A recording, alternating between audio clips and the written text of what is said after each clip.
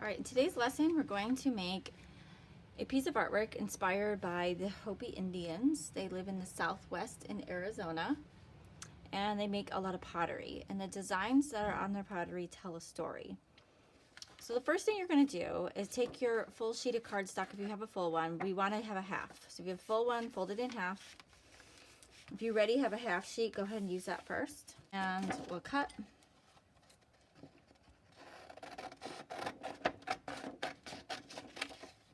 Set the other piece aside, and then we're going to create a design. You can either create a shape of a pottery, you can go side to side like this, or you can go up and down.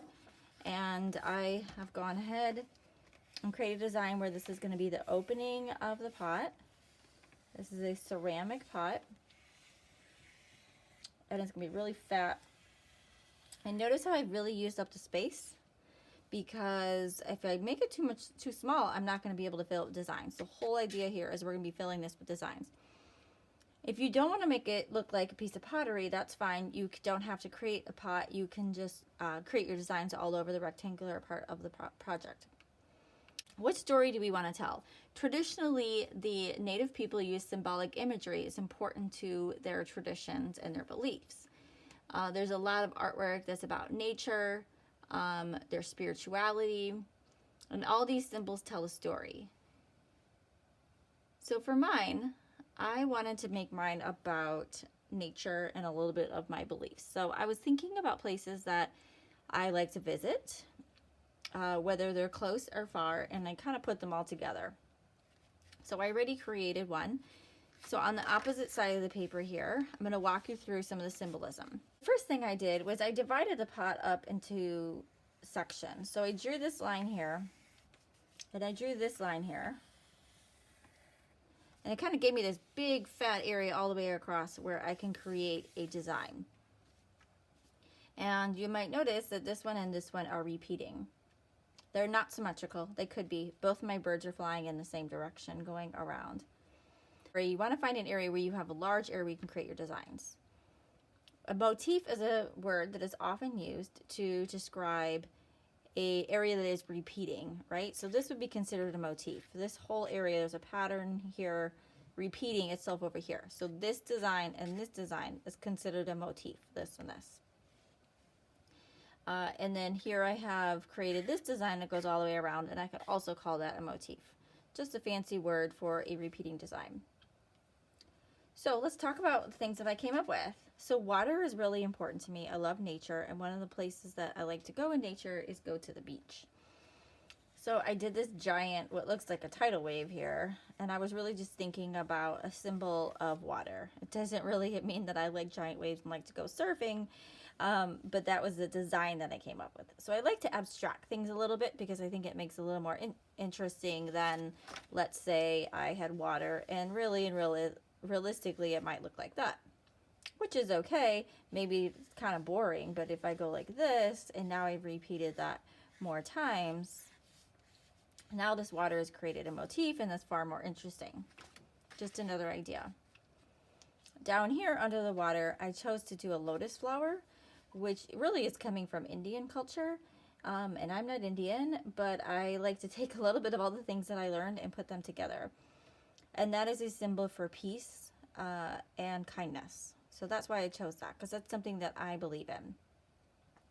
You can make this about your, if you believe in a higher power, if you have a religion, those things might show up in your artwork. All right, some other things that I have. These are elephant footsteps. I love elephants. I once rode an elephant. It was pretty fun, and I was a little kid. I do not have an elephant as a pet. I have not been to Africa, but I'm really drawn to elephants, and they have this power and grace all at the same time. And so I did that as a repeating pattern. I have this bird. It's a crane, or at least a stylized version. I think birds are really cool. I really love to put them in my artwork. I actually painted a mural in my bedroom where I had cranes all over the walls. And this kind of reminds me of it. I think about nature and the migration patterns of birds traveling and how they travel across the world, and how it's all part of our ecosystem. I think they're really important to our survival. All right, and then over here, I have these vertical lines, which are not just lines. These are actually tree trunks connecting to a very stylized top of a tree. Obviously, this is a very, very small top of the tree. I was thinking palm trees. The leaves tend to grow up like this instead of more out. So these are V's that are my palm trees. And then here I have a very, very skinny trunk, and it has X's on it. I try not to get too detailed, but I probably already did. So after I've drawn all that in pencil, I'm going to move into paint. So this is going to take a day. You're going to work on this idea, work out your patterns. It's going to take a lot of thinking, like what's important to you, places in nature, what's your spirituality, what do you believe in, and maybe it's a story about family, maybe it's your traditions, maybe it's your history, maybe it's a place that you've been, maybe it's about friends. So you decide how to create the symbolism. So the first step is to get your larger brush, and we're going to, this is a little bit of a challenge here, we're going to use our brown, and we want to make it really, really light. So this is going to be our base color so that the pot is not just white. So I'm using a lot of water.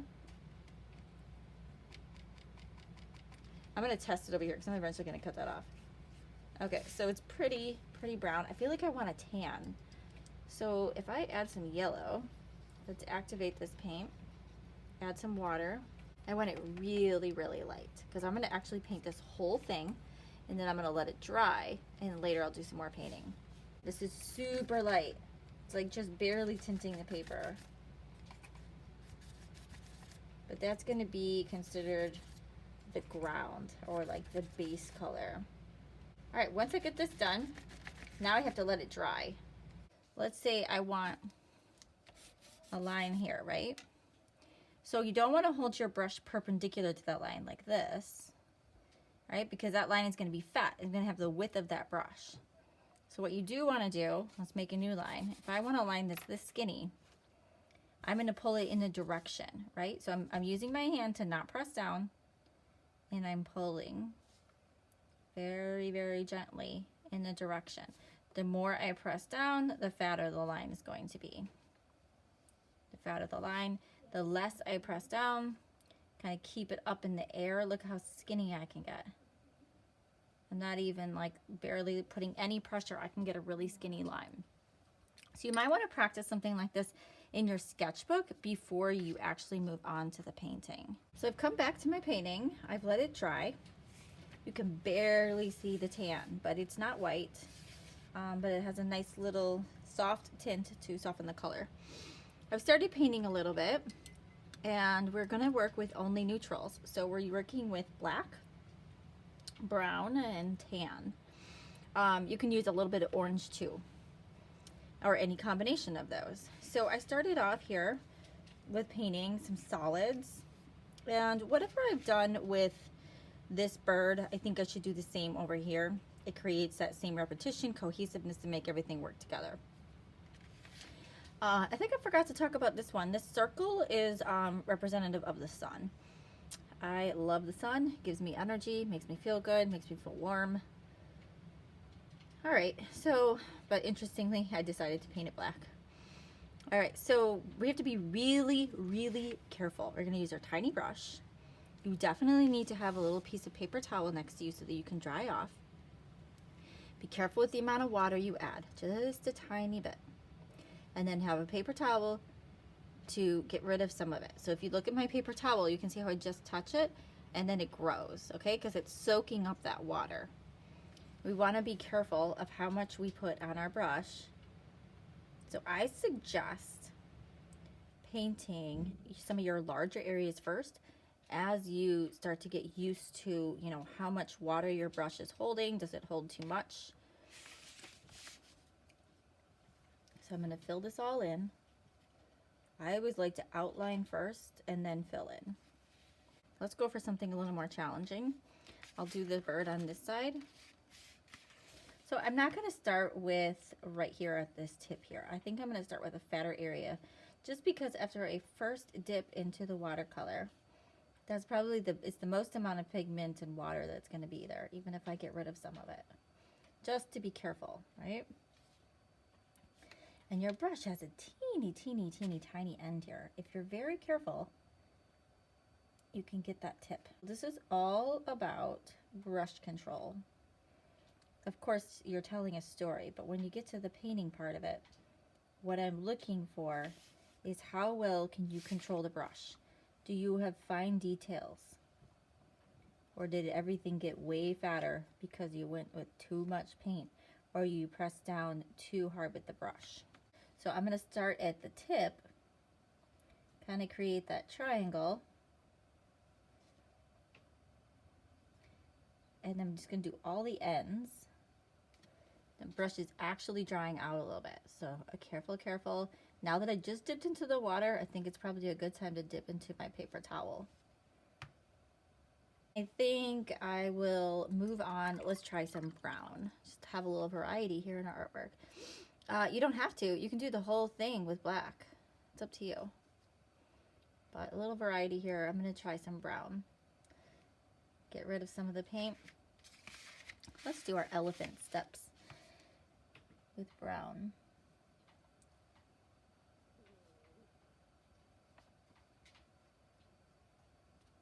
My paper wants to curl up, so I'm actually using my hand to hold it down. If that's uncomfortable to you, find something that can hold it down while you're working so it doesn't pop up. Because this paper likes to what's called buckle, and it's like when it starts to kind of create little waves. So I think I'll leave like the little toe marks from my elephant, the color of the background, and then I'll paint the rest of it brown. I think I'm going to do a orange palm tree trunk, and then I think when that is dry, because I like the texture on the tree, I will use black on top. So think about if you think that's a good idea to layer. Now when you layer, you have to be careful and make sure that your brush is, that the bottom layer is dry.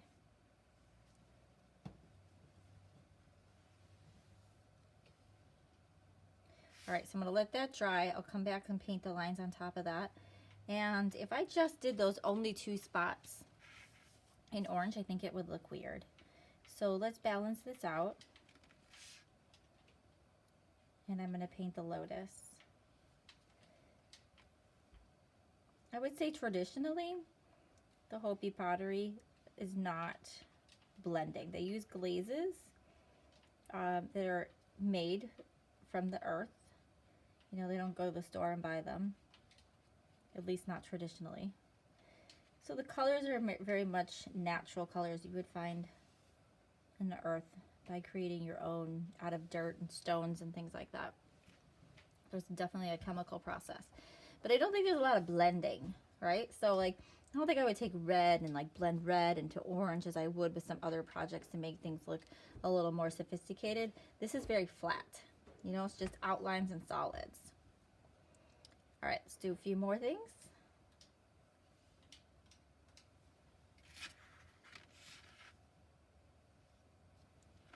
I have finished my Hopi pot. I have repeated the brown on the elephant feet, and I added a lot of just lines that I thought would be really cool patterns to create the motif. I added a little bit of orange, but I mostly used black and brown. All right, so remember, the projects, you're really thinking about the stories you're telling, the traditions, the family. There's a huge connection with nature, so if you like nature, this is a great project for you. When you get to the painting part, it's about solids and lines and using your tiniest brush, tiny brush here with a lot of control. By creating those lines, to create those lines, I have to pull the brush this way. So real quick tip here so that you don't make any big mistakes of things that you don't want. Okay, have fun.